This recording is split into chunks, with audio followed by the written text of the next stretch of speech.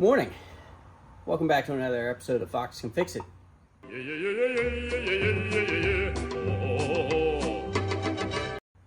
I'd like to be working on the Chevelle today, but I'm still waiting on transmission parts. So instead, we're going to work on the F-150. And specifically, what we need to do on the F-150 is replace this spring hanger. It's got some rust holes in it, and I'd really not like to have this leaf spring come flying through the bed of the truck right near where the filler neck is. And step one of this process is we're going to jack it up by the rear axle, then we're going to support it somewhere at the frame on both sides, take the tires off, and sag the suspension out until there's no more tension in the suspension.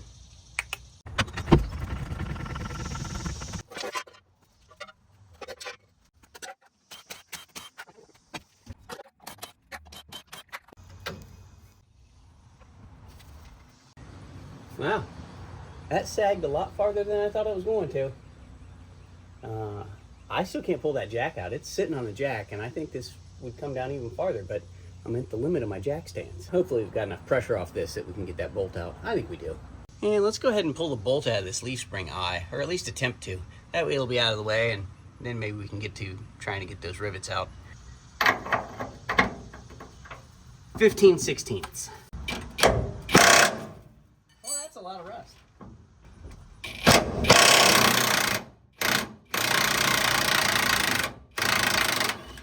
Yes.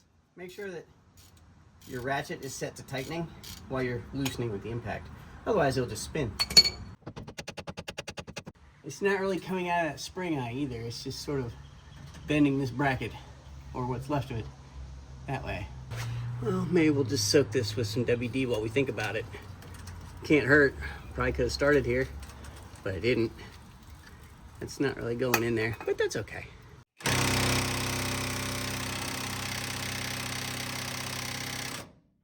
There is no magical solution to getting stuff like this unstuck. It is just brute force at this point. If I had heat, yes, heat would help. I don't have heat.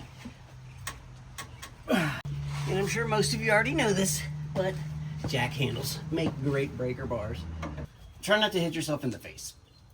If you look, all we're really doing here is bending the remains of this leaf spring hanger. It's not actually turning the bolt yet.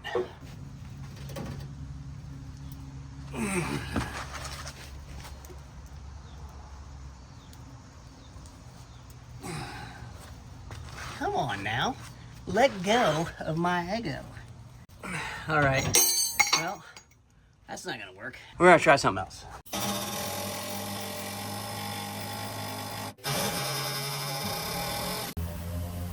Oh, all we did was just break the hanger the rest of the way.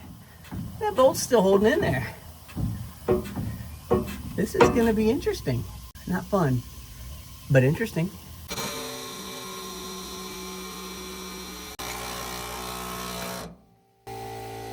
As you can tell, that didn't work yet. All right, well, we still haven't been able to get that bolt out of that spring eye, but we're gonna go ahead and move right along to chopping these rivets out and getting this hanger off the frame, hopefully. For that, we're gonna use this nice bitey bit. Ta-da! It's just that easy.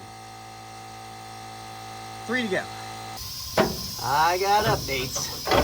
I managed to get this entire front half broken loose. Now we just gotta get this back half, and then we'll deal with that. Get off there. There it is. Ah. Oh, look at that. Great moment of triumph. I have had zero success trying to get this bolt loosened out of the spring bushing. So what I've done is I've cut it off flush, and I've decided to just drill it out until it gives up. And if you're thinking, this is gonna take forever, you're correct. But I don't have any other options right now. Make sure if you're gonna do this, you've got good batteries and a sharp drill bit. Well, all my batteries are currently charging.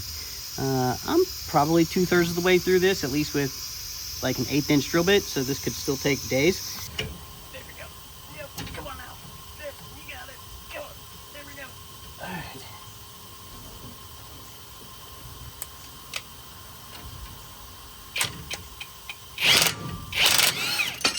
Ta-da! All right, well, that's progress. Now, what we can do is we can probably take an air chisel and just hammer this thing until we get the shell and everything out.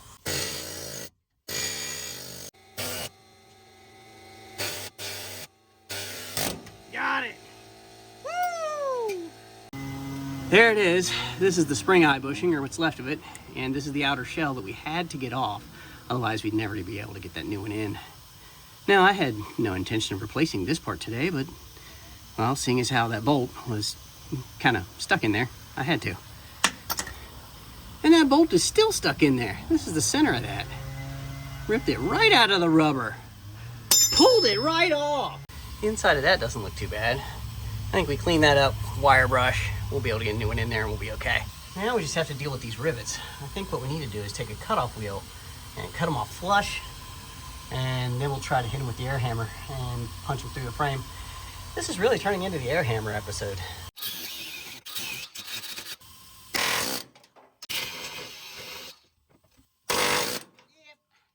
Disassembly is now complete. We'll do a little bit of rust reformer spray and then we'll put the new bracket on.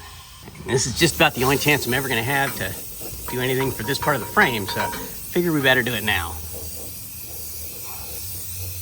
You really can't spray too much. Whatever you're doing, it's gonna help. All right, don't crush the wiring loom. There we go. Well, so far, fingers crossed, knock on wood, this has been the easy part. Oh, I should have really looked and figured out what size nut that was. So everyone's easy to get to. All right. You know what size nut this is, so we know what wrench this is.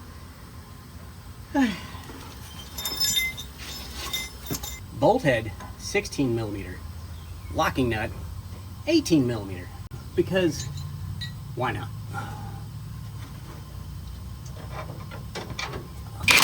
Ow, thumb. Right between the wrench and the frame.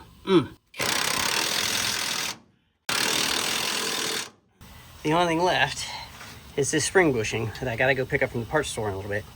Press that in, put that back in place, and hopefully we'll be done. We're getting there. It's definitely better than it was. Hopefully it was worth it. I mean, it has to be worth it. It was about ready to collapse. So yeah, it's probably worth it. Well, it's a week and a half later because project car. I had been trying to find the correct bushing. This is the 1 7/8 inch RB229 bushing, not 1.63 or 1.65 or 1.62 inches like all the parts stores said we had. 94 to 97, RB229, but only sometimes because Ford. Quiet you. Can't get anything done around here. I have to press this into place. We're gonna use the brand new bolt, and we're gonna use a big fat washer to try to pull it through. Hopefully that washer's big enough. I believe that it is. And then on this end of it, we're gonna go bushing. That's not long enough, is it? My plan has already failed. And one short trip to Home Depot later, we have one 5/8 bolt that is 8 inches long with the nut and washers to prove it. This ought to do it. Oh yeah, one thing you may have noticed is I did manage to go ahead and rust treat the frame while I was waiting for parts, so, you know, I got that going for me, which is nice. Well, that didn't work. Now, some of you may have known from the very beginning that I was not going to be able to use that original spring eye bolt to do this, and, you know, good for you.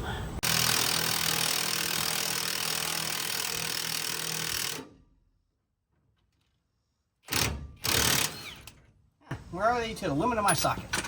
Wrenches it is. Ooh, that's hot. The fun part is I don't have a ratcheting wrench for any of this now. But wait, you say, just reverse the bolt. Oh. Man, thanks for that. I was about to just use wrenches and do this. Take forever. But yeah, that's why you're here. Thank you. Now it doesn't want to go in at all. Got maybe 5/16, 3/8 to go. You guys ever watch a channel called Bendin' with Bendin. This is where I learned this that I hope works. We're gonna jam the air chisel into that opening at the far end and hopefully get it to do what we want it to do. Also, I put a large socket on the backside instead of a washer, and let's see if that helps. Oh, there we go. Air chisel to open up the spring eye. Bendin' with Bendin. 100% works. Let me pull my wood out.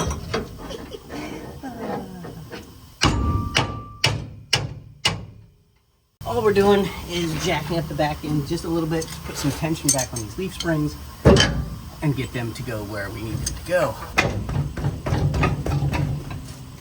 Now, through a complicated series of pry bars and screwdrivers, we're going to try to get this lined up.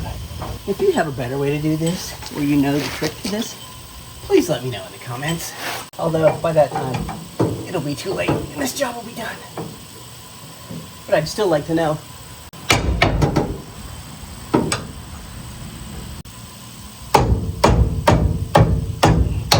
Now all I'm doing is using the coarse threads on that bolt to pull it through that bracket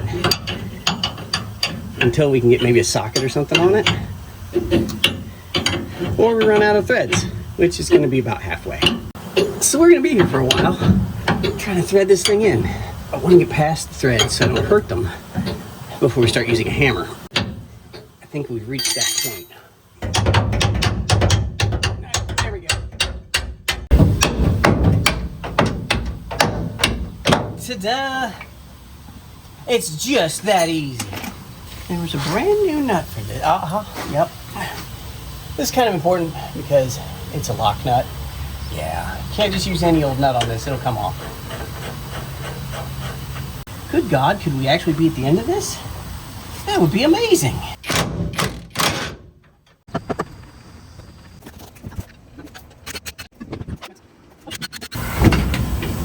That's one thing I like about full-size trucks. Lots of headroom to fit under here. Now, I'm gonna go ahead and snug this bolt up the rest of the way because we've got all the weight on it.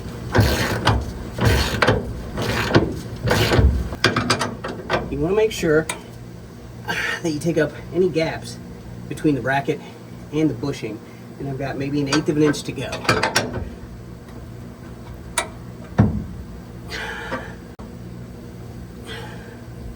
Closer. Well, that doesn't help at all, and now my knee hurts.